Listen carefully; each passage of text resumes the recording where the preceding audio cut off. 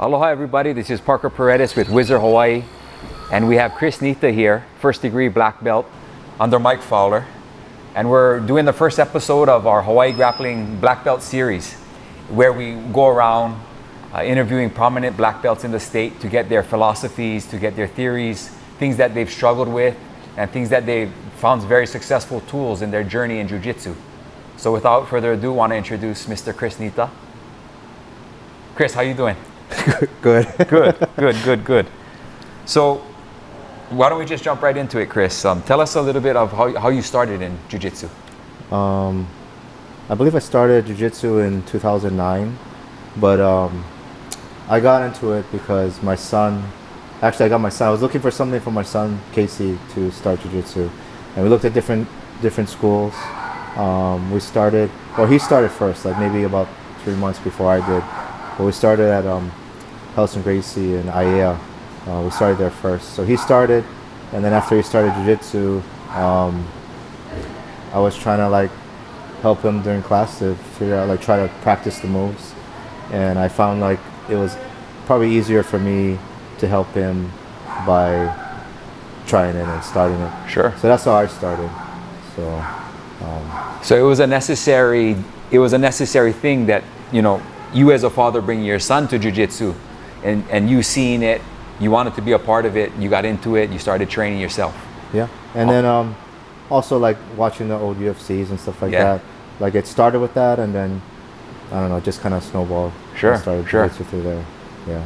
So Helson was the first school. You started as a white belt under Helson Gracie? Yeah. And okay. I believe I was there maybe 2 or 3 years, I think. And then I got my blue belt there, and then we decided to change schools.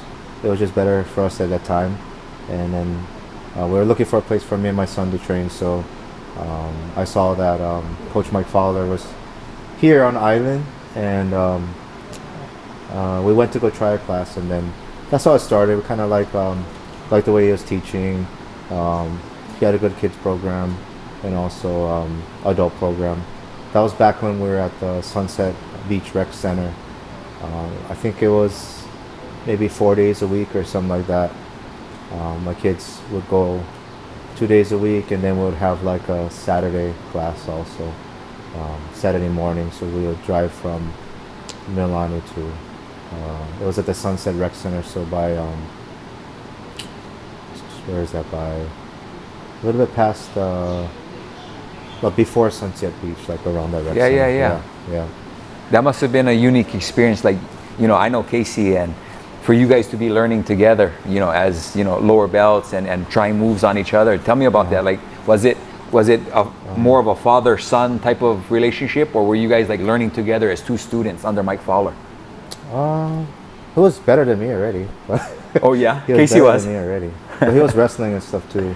Started wrestling, or we got into wrestling because his jiu-jitsu takedowns were bad, so that's how we started there. And then my daughter started doing jiu-jitsu over there. Sure. And then I don't know, it's just progressively getting better together, and then trying different things. Sure. Or maybe helping him drill, or having other partners for him to train with and stuff like that. Yeah. Up there. Chris, tell me, you mentioned, Casey also started in wrestling early on. Do you think the relationship that you've seen over the years from wrestling, people with a wrestling background, to how good they are in jiu-jitsu, and it translates? Is there what is your thoughts on the correlation there? I think it helps. I think back then, sometimes jiu-jitsu was, training methods were coming up during that time. And it wasn't like today, it's a little bit different. They have different schools that train in a certain type of format. Sure. Yeah. I think if you look at the other sports, especially back then, they've been around for so long, and they kind of figure things out, like judo and wrestling. I don't think it's just a sport itself, but the way you drill, the way you train, the way you run class, sure, those kind of things. Watching the coaches, me watching them teach my kids and stuff like that, and seeing how they they run their class, Sure. and it kind of like molds everything. Then we kind of like, I don't know, it's just over time, getting experience, trying things out, see what works, what doesn't work, and find the shortest route for progression. Sure. In that sense, yeah. And then if you're doing like stand up, and it's still like it's more time in those specific aspects. Yeah. It helps overall. Yeah. Right. Yeah. In reflecting on your journey, Chris, going from Helson Gracie, transitioning over to the North Shore under Mike Fowler, when did you kind of realize, hey, this is something that I really like, Jiu-Jitsu resonates with me, I want to make it to my black belt, I eventually want to be an instructor? Was there a point in time that you knew, or was this something that just happened organically? I don't know. I wanted to do jiu-jitsu like after the first day that I tried, because I think I still remember my first day when I went to class. Yeah. Brand new white belt. I went there. I had some guys that helped me out in class, but I just remember the first like sparring session that I had. Sure. And I just remember this like bigger brown belt guy. Yeah. this Big guy. strong guy. Yeah. His name is Bobby. Yeah. Shout out to Bobby. Yeah. Shout out to Bobby. Yeah, all I remember was we started, and then I don't even know what I was doing. I think passed my guard and just got me near the belly, and I was stuck there. It felt like eternity. I felt like I was gonna die, and then and I think it was only 2 minutes. Yeah.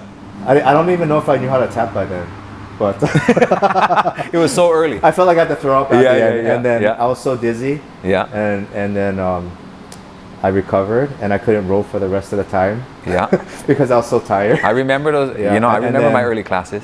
And then after that, I was like, oh, I gotta do this again. Sure. Sure. And I came back, and I just kept training every day. Yeah. And There comes a point, like as you're climbing the skill levels in jiu-jitsu, where you're kind of addicted to the ascension up the mountain, right? Like you're not there. You know it's going to take a while for you to achieve, but you're really gaining skill and you're gaining momentum daily. You're getting better and better and better. So I definitely I can see that. What are some of the biggest obstacles that you see young athletes, for you as an instructor, what are some of the biggest obstacles that you see young athletes dealing with in sticking with jiu-jitsu?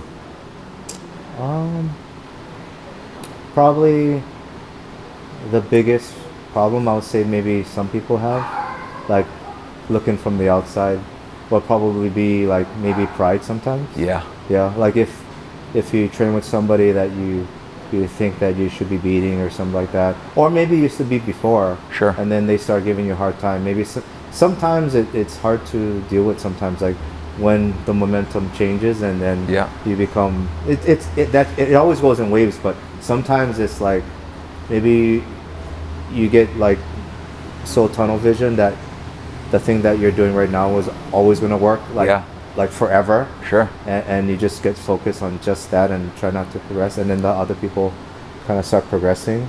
Yeah. And just looking from the outside, and plus like we've been there too, right? So unless that makes you want to change like the way you train, and then but if you get stuck, sometimes that's hard to deal with sometimes. And I think that's why like sometimes like when you get to like the blue belt, they say how many people quit like a blue belt. Yeah. Sometimes it starts from like white belt till you get to your blue belt, and then you get stuck there, and then maybe the people that you're having an easy time with were slowly creeping up. Sure. And then they progress, and then we're the same belt now, and now you're getting beat up by the people that you were beating up before. Sure. And then you kind of doubt everything you were doing before, and then maybe, okay, I don't want to roll with this person anymore because they give me a hard time, right? Yeah. And then it just snowballs, I think. Sometimes. Yeah. Until you get like wake up, and then start to change your ways, right? Yeah. Yeah. Like if you're in a relationship or something, like if it's always the same thing, like you gotta like, okay, I gotta stop, and then change what's happening. So I can don't see have that. like that outcome. For But sure. that's the biggest thing I see. But most of the people are pretty okay. Yeah. And then for being an instructor, I try to notice some of those things and try to like make people go with different people, and try to find like always put them in the position so they like forced to progress, and they don't get stuck so much in the things they always do. Right. But always get better overall, I would feel. Yeah. Yeah, I agree with that 100%. I think what you mentioned earlier about ego and pride. Yeah. Do you think ego and pride are a necessary thing in becoming good at jiu-jitsu eventually? Oh yeah, you need For that. sure, right? You need that. Yeah. But there's like everything, like in life, everything's in. There's a certain thing, like if it goes over, Yeah. then it's bad. If it goes under, Sure. it's bad. So Right. like for you, it has to be somewhere in the middle. Yeah. Right? And you gotta find that, right? Right. Everybody's different. Yeah. Yeah. Some people like have to get excited like before they, like if you go watch a tournament, right? You see different people the way they warm up. Some people have to like get all warmed Beat up. their chest some and get people wild. just don't even warm up and just cruise. And, Yeah. And they perform how they perform in the gym, but everybody's different. So you gotta find your medium to get there. Yeah. How would you say, expanding on that, ego, styles, how would you say the style of the gym that you keep here at Hawaii Judo Academy as the instructor for our advanced jiu-jitsu, how would you say our style is? If you had to kind of characterize it. I would think it's like, I try to kind of make it like a family, hopefully, for the most part, but still train hard. I feel like the closer you are to the people, the harder you can train. Right? Sure. You can still train hard if like you guys hate each other, but I feel like you get that bad vibe sometimes, and then it gets to the point that like after a roll, like maybe something happens and you want to fight or something. Right. Like you still want the hard rolls, but I feel like the people that I'm closest to, I can train the hardest with. Right. Because you guys feel comfortable and you guys are gonna both push each other, and you're not trying to like one up the other person just because, right? Because we're both trying to get better, and that's the goal. And then if we can always push each other to get better, then everybody in the whole room should be getting better, right? Like overall, it should be a progress of everybody getting better for the most part. Even if your max is like a 10, but like say like you're older or something, you still have a cap that you can get to, and we're trying to get everybody to be the best person they can be, right? Overall. Sure. Yeah. I like that, Chris. Definitely. I think it's very interesting because in jiu-jitsu, by the nature of running a martial arts school and you having enrollment, you have people come and you have people leave, and you have a constant influx of new students, right? So being a sociable person and learning how to work with people and getting to know them and build relationships is something that us as members here constantly have to work with, right? We have to constantly be welcoming to new members, constantly be gauging what their abilities are, and eventually getting to a point where we can train hard with them. So thinking about that, thinking about all you've learned, and now that you're an instructor here, if you could go back and speak to yourself as a white and blue belt, what are some of the key things that you would say to yourself to make your journey a little easier or to enlighten yourself in those early days? I probably wouldn't tell them nothing. You gotta learn on your own. You gotta learn on your own. You gotta learn on your own. Right. It's the journey, right? Yeah. Because I don't know, like if I changed something, it could have changed like the outcome, right? So like everybody's different. Like maybe some things I would say like maybe to prevent like an injury or something. Sure. But even like from an injury, you learn from an injury, right? Right. Like all your life experiences kind of like mold yourself into who you are today, right? So it's hard to say like this is what I'll tell them, right? Yeah. And maybe like you go back like Back to the Future and give them the sports almanac. Or the butterfly effect. You change one thing and then people start disappearing. Yeah, but so I don't think I would change too much. Sure. Yeah. Maybe there's some things I would have done different, but I can't say I would have done this or did that. I don't even know what to say. I'll probably just watch. Yeah, exactly. Watch in the background. Watch in the background. Well, Chris, that's basically all I have. Thank you so much for your time. I look forward to training with you. This is kind of a student interviewing the master here, so I appreciate you and all that you do for our BJJ family members. Well, mahalo, Chris. This is Parker Paredes with Wizard Hawaii, finishing up episode 1 of the Black Belt series here in Hawaii. Until we meet again, we'll see you guys on the mat. Aloha.